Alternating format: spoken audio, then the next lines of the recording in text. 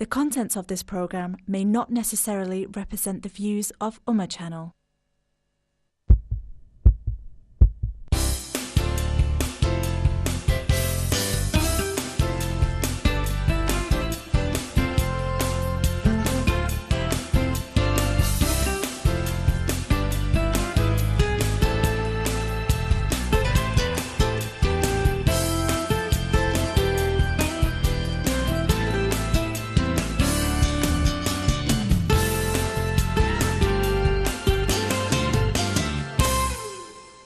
बिस्मिल्लाहिर्रहमानिर्रहीम अस्सलामु अलैकुम वरहमतुल्लाहि वबरकातुहू।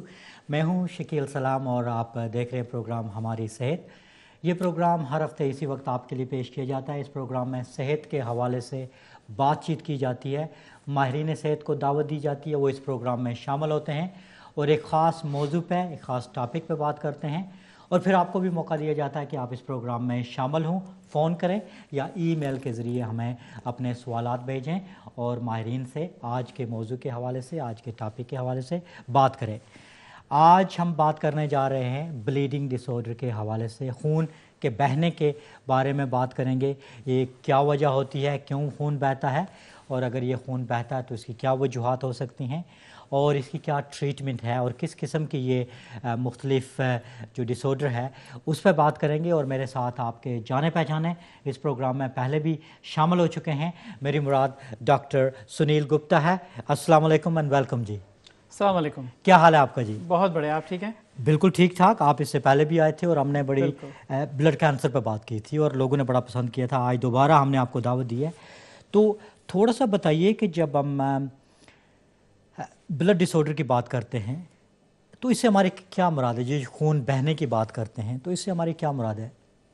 सबसे पहले तो मैं अस्सलाम वालेकुम और नमस्ते बोलना चाहूँगा अपने देखने वालों को, प्रोग्राम देखने वालों को। और ये प्रोग्राम जो है बहुत ही पॉपुलर प्रोग्राम बनता जा रहा है और मैं बहुत बहुत शुक्रिया करना चाहूँगा हमारे चैनल का, जिन्होंने मुझे दोबारा दावत दी इस प्रोग्राम पे बोलने के लिए और अपने आवाम को इन्फॉर्म करने के लिए वेरियस डिसऑर्डर्स के ऊपर, जिसमें मेरी स्पेशलिटी है। थोड़ा सा इंट्रोडक्शन सबसे पहले मैं फिर देना चाहूँगा कि मैं हीमेटो-ऑन्कोलॉजिस्ट या इन जनरल हीमेटोलॉजिस्ट हूँ NHS में और मैं conquest hospital east Sussex health care में काम करता हूँ। तो आपका पहले सवाल पे मैं आऊँगा, जिसमें आपने कहा कि जो ब्लीडिंग डिसऑर्डर है ये क्या, इससे हम क्या समझते हैं कि ब्लीडिंग डिसऑर्डर हुआ तो किस प्रकार का डिसऑर्डर है?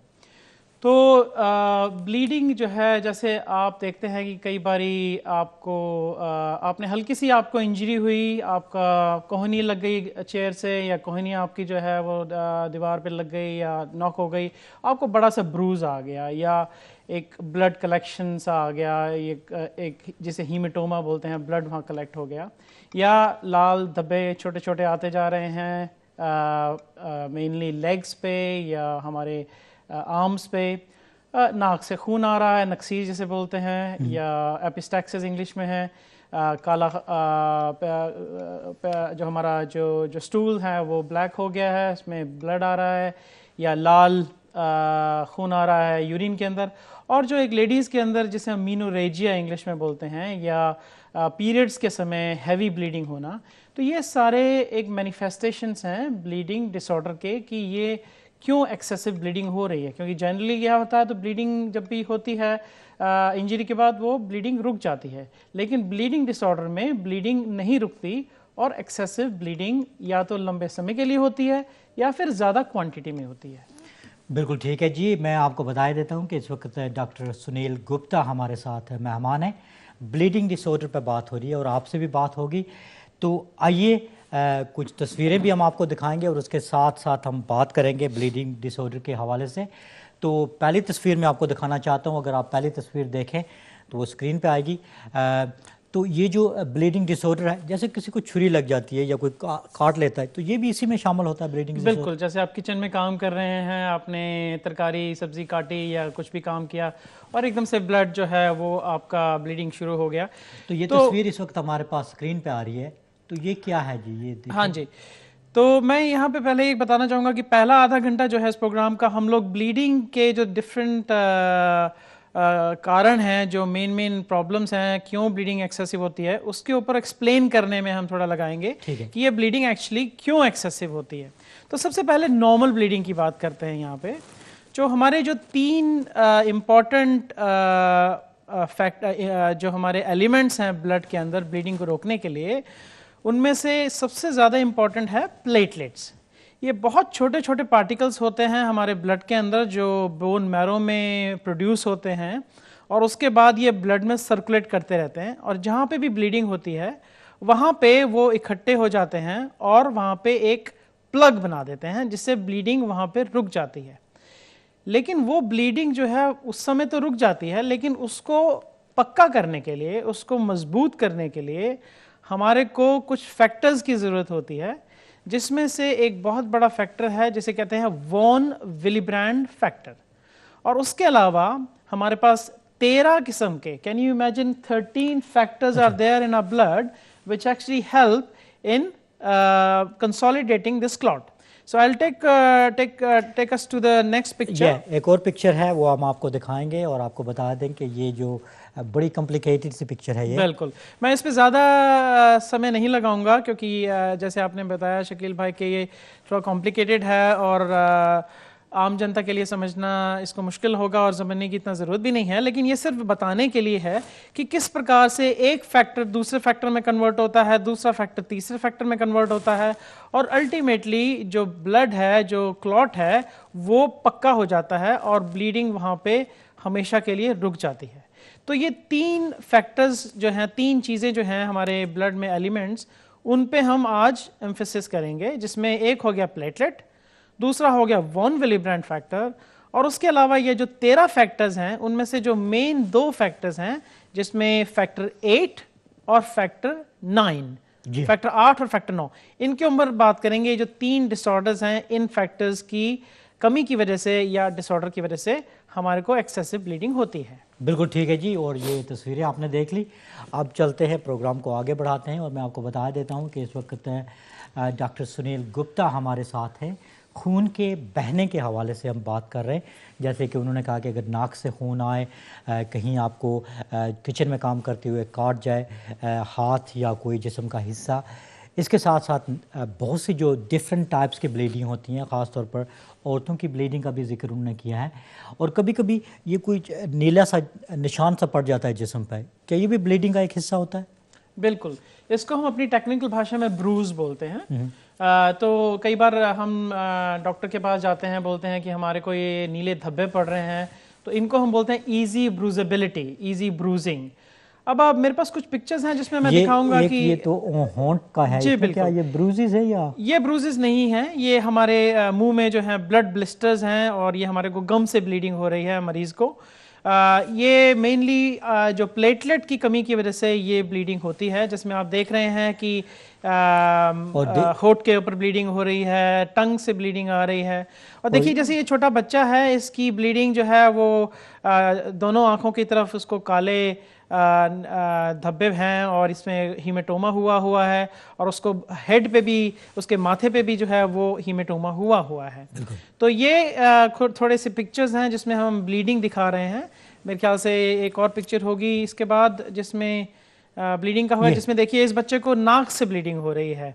इसको हम एपिस्टैक्सिस बोलते हैं या नक्सीर बोलते हैं। ये कॉमन जो नक्सीर होती है, ये वो उस प्रकार की नक्सीर नहीं है, ये अच्छी खासी एपिस्टैक्सिस हो रही है, नाक से खून आ रहा है, जिसमें हमारे को इस बच्चे को पैकिंग करनी पड़ी है। इसका मतलब है हमें जो है उसके अंदर काफ़ी सारी रुई और थोड़ा गॉज हमें भर के उसको पैक कर दिया है ताकि ब्लीडिंग ना हो।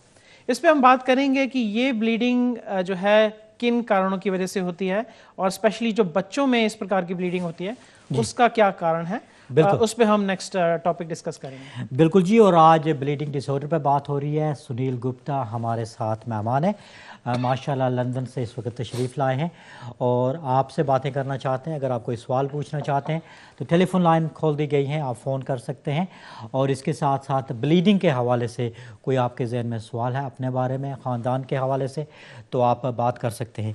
तो ये जो ब्लीडिंग का जिक्र हमने किया, तो इसकी वजूहात क्या होती है, क्यों हमें ये ब्लीडिंग होती है डॉक्टर साहब?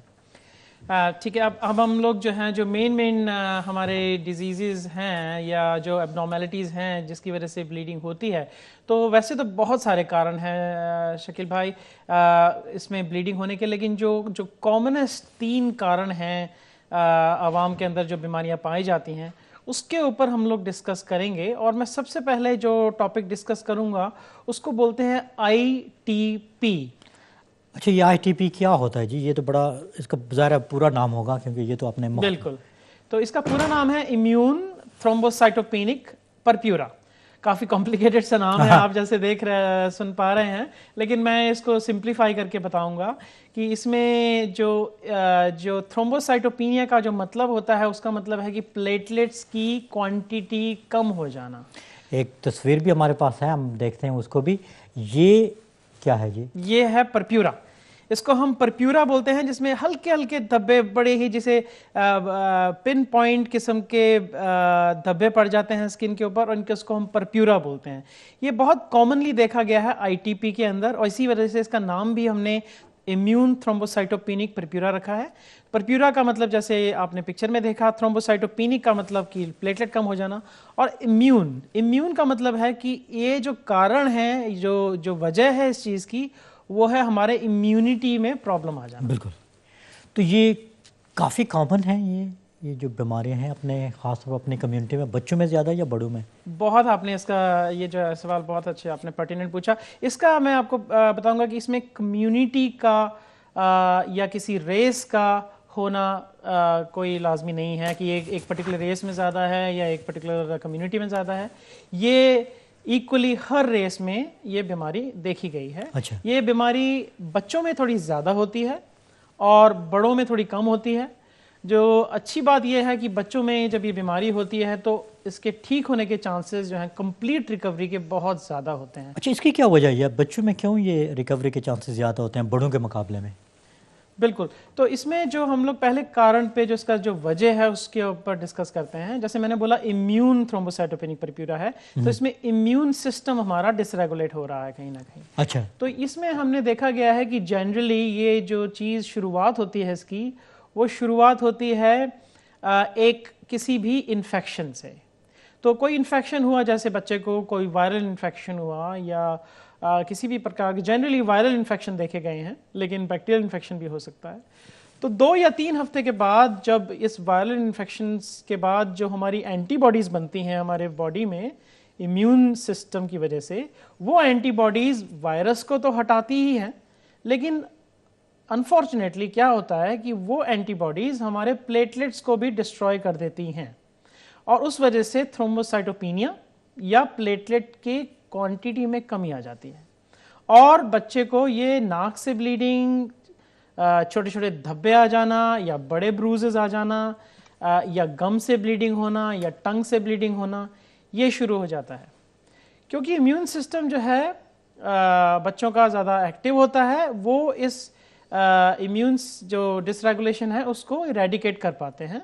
एडल्ट्स में ये चीज़ क्रॉनिक बन जाती है, इसको हम क्रॉनिक ITP बोलते हैं एडल्ट्स में, और अनफॉर्चुनेटली एडल्ट्स के अंदर ये लाइफ लॉन्ग हो जाता है।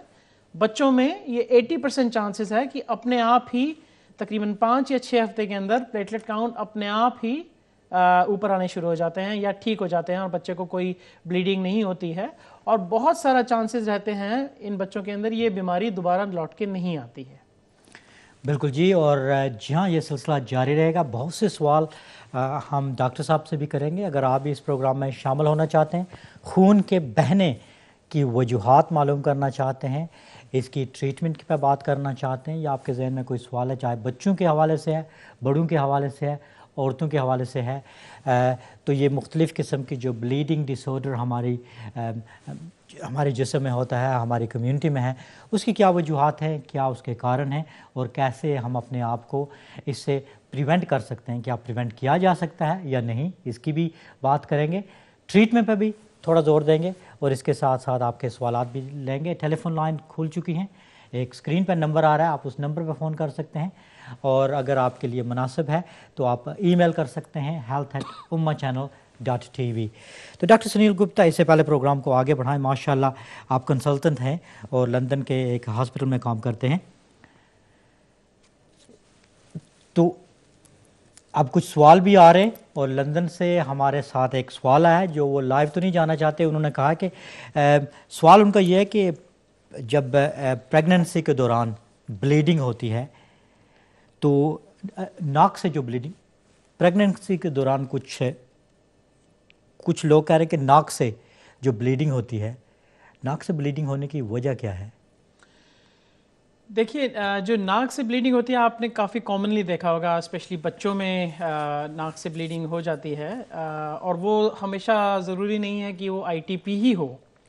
बच्चों का जो ये नाक का जो एरिया होता है जिसको हम लिटल्स एरिया बोलते हैं, इसमें जो ब्लड वेसल्स होती हैं काफ़ी फ्राइबल होती हैं या काफ़ी नाजुक होती हैं और वहाँ ब्लीडिंग हो सकती है।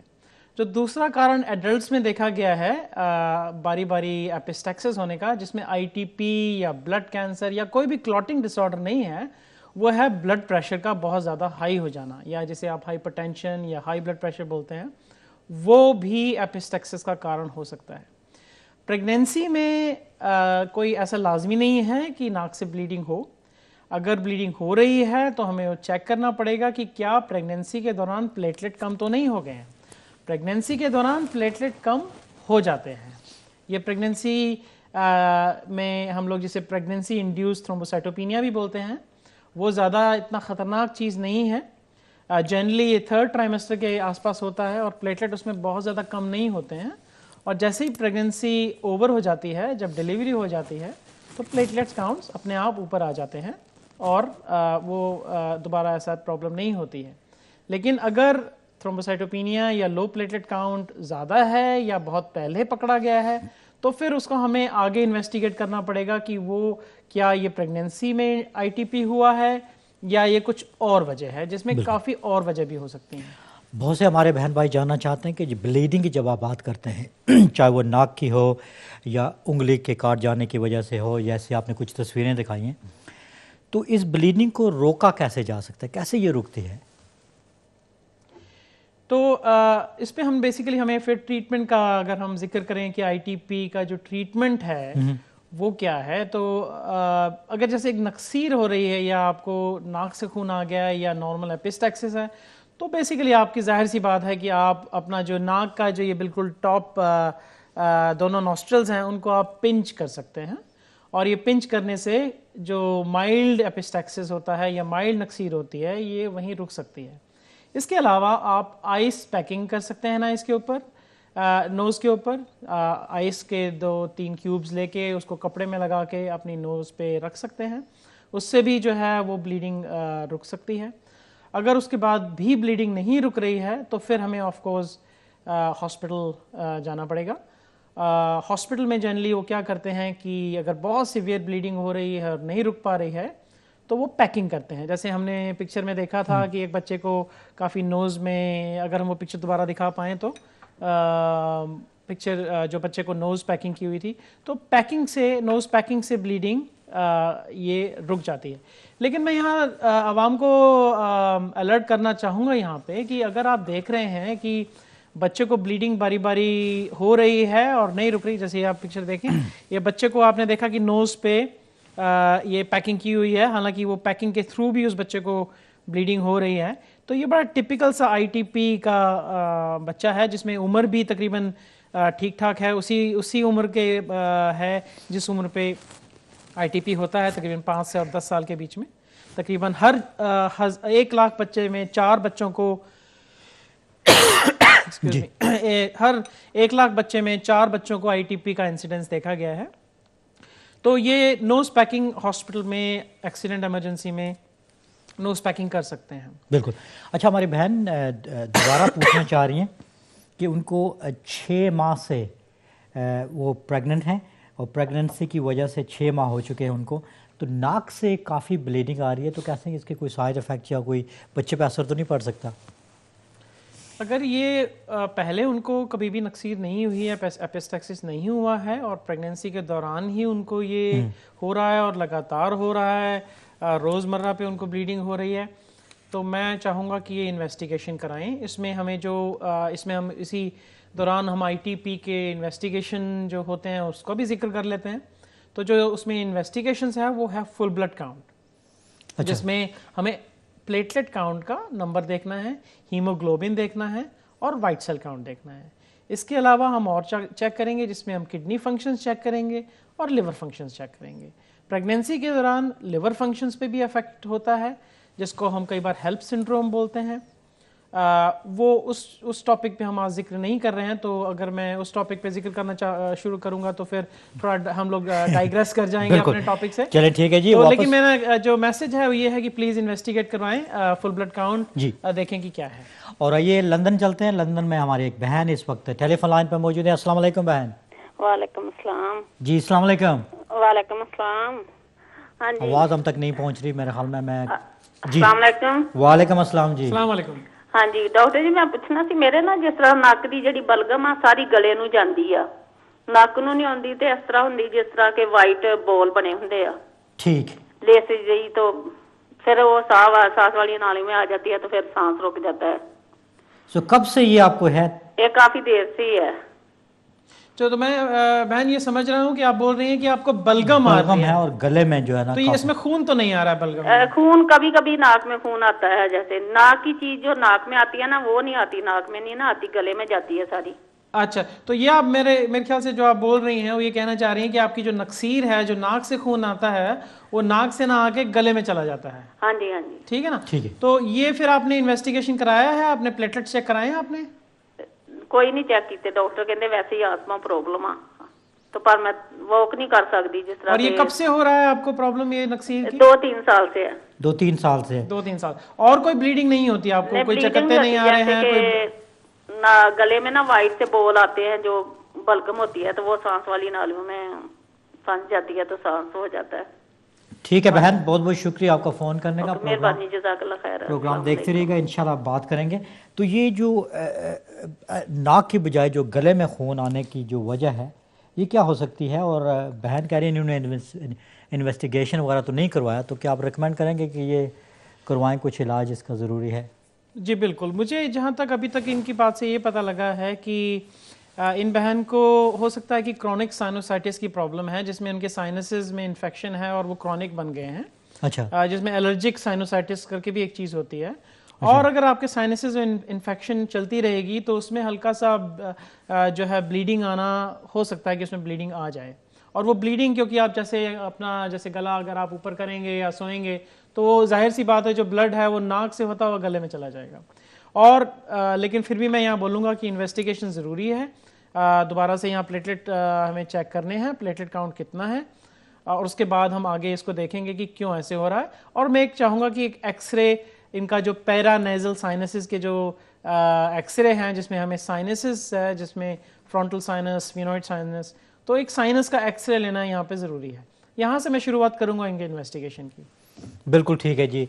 तो बहन अगर आप प्रोग्राम देख रही हैं तो आप डॉक्टर के पास जाके एक्सरे के लिए कहें और इसकी ज़रा मज़ीद तहकीकात करवाएं ताकि इसका ज़्यादा आपको फ़ायदा हो। बहुत बहुत शुक्रिया हमारे बहन भाई फ़ोन कर रहे हैं। मैं आपको बता देता हूं कि इस वक्त हमारे साथ डॉक्टर सुनील गुप्ता मौजूद हैं और बात हो रही है ब्लीडिंग के हवाले से, चाहे नाक से खून आए या जिस्म के किसी हिस्से से या कोई आपने काट दिया है अपने आप को या फिर उसकी मुख्तलिफ इकसाम पे हम बात कर रहे हैं। तो अभी बात हो रही थी क्या ITP, जी ITP बात हो रही थी। तो आपने कहा कि कोई भी इससे इफेक्ट कर सकता है, ये किसी को वो नहीं जानती कि छोटा है बड़ा है, औरत है मर्द है, हर किसी को हो सकती है। तो ये अपने आप को कैसे पेश करती है, कैसे प्रेजेंट करती है ये बीमारी? बिल्कुल। तो जैसे मैंने बताया कि इसमें जैसे बच्चों को आप देखेंगे कि एकदम से ब्लीडिंग आ जाती है, उनके स्किन पे ब्लीडिंग आ रही है, नोज से ब्लीडिंग हो रही है, गम से ब्लीडिंग हो रही है, या उनके टॉयलेट में खून आ रहा है, यूरिन में या उनके स्टूल में। इसके अलावा जो लेडीज़ हैं उनको हैवी मेंस्ट्रुअल पीरियड हो सकता है, और एडल्ट्स में जो मेल्स हैं उनके अंदर भी ये चीज़ इसी तरीके से प्रेजेंट करेंगे। बहुत ही कम रेयर चांसेस ऐसा होता है कि ये पेशेंट बहुत सीवियर ब्लीडिंग के साथ, या जिसे हम लाइफ थ्रेटनिंग ब्लीडिंग बोलते हैं, उनके साथ प्रेजेंट करें, जिसमें 2 लाइफ थ्रेटनिंग ब्लीडिंग होती हैं।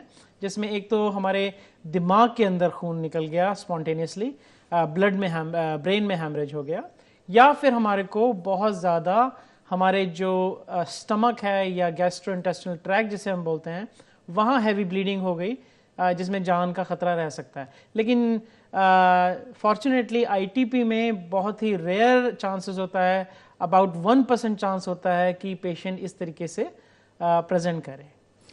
ठीक है जी, बहुत बहुत शुक्रिया। और मैं आपको बता देता हूं कि इस वक्त हम ब्लीडिंग डिसऑर्डर पर बात कर रहे हैं। डॉक्टर सुनील गुप्ता हमारे साथ मौजूद हैं। एक छोटी सी ब्रेक लेंगे और ब्रेक के बाद इंशाल्लाह दोबारा इनसे बात होगी, आपके सवालात भी लिए जाएंगे और मज़ीद ट्रीटमेंट के हवाले से और दूसरी जो इक़साम है उस पर बात होगी। कहीं भी जाइएगा नहीं, देखते रहेगा प्रोग्राम हमारी सेहत। अस्सलाम वालेकुम।